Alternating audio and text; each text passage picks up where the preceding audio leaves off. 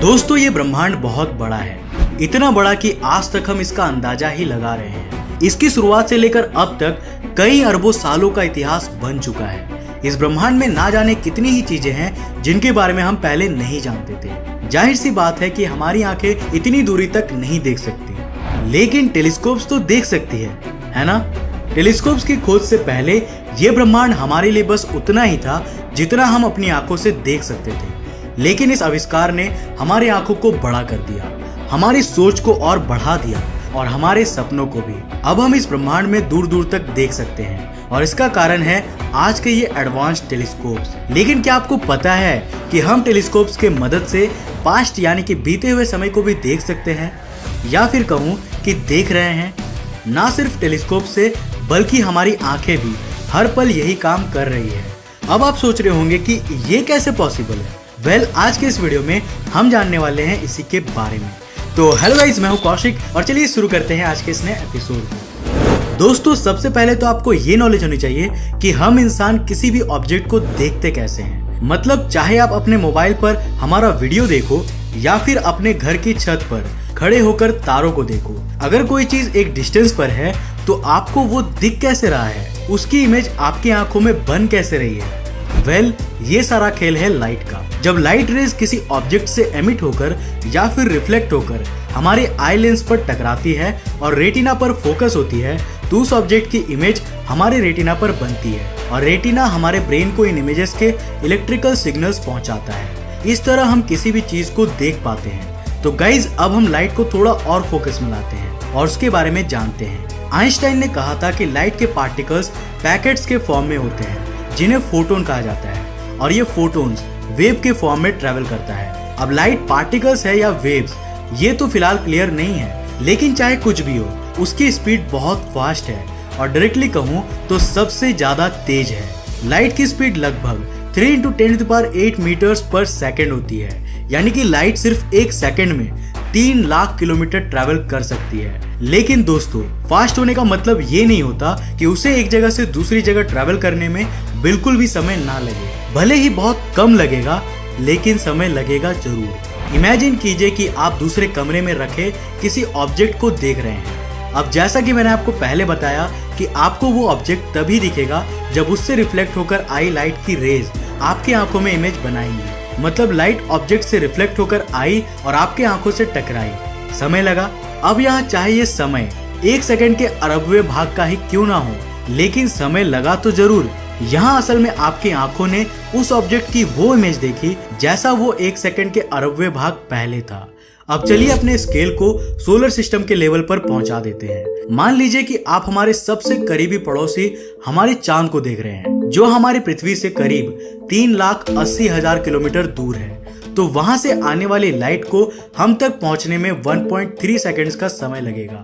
इसका मतलब यह है कि उस समय आप जिस चांद को देख रहे होंगे वो असल में चांद की लेटेस्ट फोटो नहीं होगी, बल्कि उसकी 1.3 सेकंड्स पहले की इमेज होगी। हमारे सोलर सिस्टम का सेंटर यानी कि हमारा सूरज हमसे 15 करोड़ किलोमीटर दूर है और वहां से लाइट को अर्थ पे आने में 8 मिनट और 20 सेकंड का वक्त लगता है। अब जरा सोचिए कि अगर अभी अचानक से हमारा सन गायब हो जाए तो हमें तो वो अभी भी बिल्कुल वैसा ही दिखेगा, क्योंकि हम तो अभी भी वो लाइट देख रहे होंगे जो वहां से 8 मिनट और 20 सेकंड पहले आई थी। इस तरह शनि ग्रह से अर्थ पर लाइट आने में लगभग 80 मिनट का समय लगता है। तो गाइस जिस सैटर्न को आप देख रहे हैं वो करीब 1 घंटे 20 मिनट पहले के सैटर्न का इमेज है और इसी तरह हम धरती पर बैठकर शनि ग्रह के पास्ट को देख सकते हैं। चलिए अब अपना स्केल थोड़ा और इंक्रीज करते हैं और बात करते हैं सोलर सिस्टम के बाहर के यूनिवर्स की। वेट ए मिनट, वैसे शायद अब हमें अपना टेलीस्कोप सेटअप कर लेना चाहिए, क्योंकि हमारी आंखें तो इतनी दूरी तक क्लियरली नहीं देख सकेंगी और अगर हम कुछ ज्यादा ही दूर देखना चाहते हैं तो हमें हबल जैसे एडवांस और पावरफुल टेलीस्कोप की जरूरत होगी। जस्ट इमेजिन आप एक टेलीस्कोप से यूनिवर्स में एक ऐसे स्टार को देख रहे हो जो हमारी धरती से लगभग 10 करोड़ प्रकाश वर्ष दूर है। इसका मतलब है कि जो लाइट इस समय आपके टेलीस्कोप के मदद से आपके आंखों में उस तारे की इमेज बना रही है, वो उस तारे से उस समय चलना शुरू हुआ था जब हमारी पृथ्वी पर डायनासोर्स का राज था। कल्पनाओं की गहराइयों में खो जाइए और सोचिए कि उस तारे से निकली लाइट कितनी ज्यादा पुरानी है। वो लाइट उस समय भी ट्रैवल कर रही थी जब इस पृथ्वी पर इंसानों ने जन्म लिया था। वो लाइट उस समय भी ट्रैवल कर रही थी जब इंसानों ने सभ्यताएं बसाई। वो लाइट रे उस समय भी ट्रैवल कर रही थी जब दुनिया पर महान से महान राजाओं का शासन हुआ करता था। उस समय भी जब टेलीस्कोप्स का आविष्कार भी नहीं हुआ था, और उस समय भी जब आपका जन्म हो रहा था। आप बड़े हुए, आपने टेलीस्कोप खरीदा, उसे सेटअप किया और बैठ गए 10 करोड़ प्रकाश वर्ष दूर स्थित उस तारे को ऑब्जर्व करने के लिए।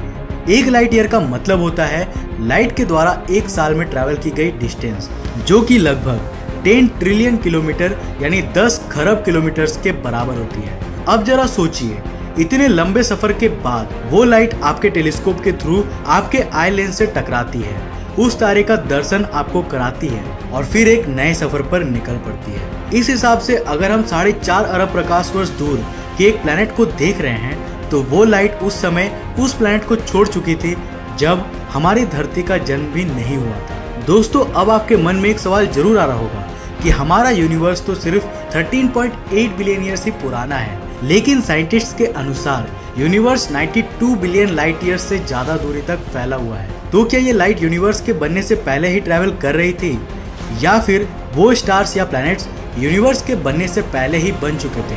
वेल, ऐसा कुछ नहीं है।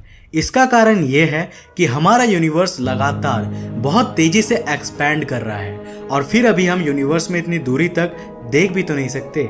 चलिए अब बात करते हैं आज के मोस्ट इम्पॉर्टेंट क्वेश्चन की। हमने अपनी आंखों और टेलीस्कोप के मदद से दूसरे प्लैनेट्स और स्टार्स का तो पास्ट देख लिया, लेकिन उनका पास्ट कैसे दिखेगा जिनका देखने में हमें इंटरेस्ट है, यानी कि हमारे खुद का पास्ट और हमारी धरती का भी। मान लीजिए कि आप 25 साल के हैं और आप उस समय को देखना चाहते हैं जब आपका जन्म हुआ था, तो क्या आप अभी 25 लाइट ईयर्स दूर स्थित किसी प्लैनेट पर जाकर एक टेलीस्कोप लगाकर आपके जन्म के समय को देख सकते हैं? वेल, इससे पहले कि आप एक्साइटमेंट के मारे सपनों को हकीकत में उतारने लगे, मैं आपको बता देता हूँ कि ये पॉसिबल तो है, लेकिन सिर्फ थ्योरीज में। प्रैक्टिकली ना तो हम लाइट की स्पीड को मैच कर सकते हैं, ना ही स्पेस में इतनी दूरी तक ट्रैवल कर सकते हैं, और ना ही इतनी दूरी तक किसी रोबोटिक टेलीस्कोप को भेजकर उसके सिग्नल का इंतजार कर सकते हैं। ये काम शायद फ्यूचर के एडवांस जनरेशन ही संभव कर पाए।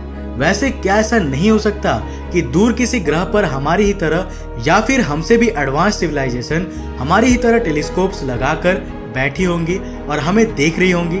वेल, हमें तो नहीं, शायद डायनासोर्स को या फिर उससे भी पहले के जीवों को देख रही होंगी। शायद एक दिन हम इंसान भी अंतरिक्ष के इन सभी रहस्यों से रूबरू होंगे। लेकिन तब तक के लिए आसमान की तरफ देखो और अपनी सोच को इस अनंत ब्रह्मांड की सैर करने दो। वीडियो अच्छा लगा हो तो एक लाइक करना तो बनता है। अगर आपको ये वीडियो पसंद आया तो इसे लाइक करने के साथ साथ अपने फ्रेंड्स और फैमिली के साथ शेयर करें। अगर आपने अभी तक हमें इंस्टाग्राम पे फॉलो नहीं किया है तो कर क्या रहे हो गाइस, जल्दी से जल्दी 10,000 फॉलोअर्स कंप्लीट करो आज ही। अगर आप नए हो इस चैनल पे तो ऐसे और इंटरेस्टिंग वीडियोस के लिए चैनल को सब्सक्राइब करने के साथ साथ नोटिफिकेशन बेल को भी ऑन कर ले। मैं मिलता हूँ एक और नए वीडियो के साथ, तब तक के लिए जय हिंद, बाय।